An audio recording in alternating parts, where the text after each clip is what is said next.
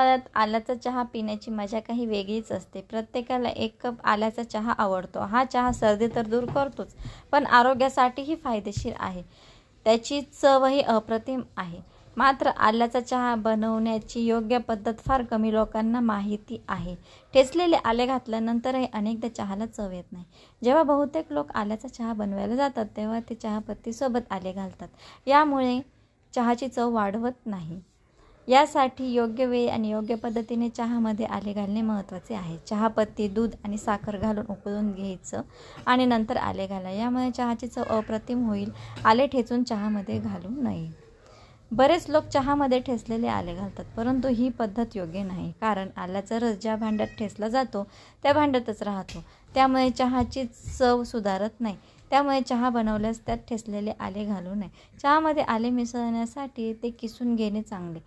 त्यामुळे आल्याचा संपूर्ण रस चहामध्ये सहज विरघळतो आणि चहाची चव अतिशय सुंदर होते. आल्याचा चहा हिवाळ्यात आरोग्यासाठी फायदेशीर आहे. हे प्यायल्याने तुम्ही कमी आजारी पडाल.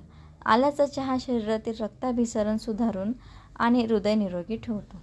आल्याचा चहा वजन कमी करण्यासाठी देखील उपयुक्त ठरतो.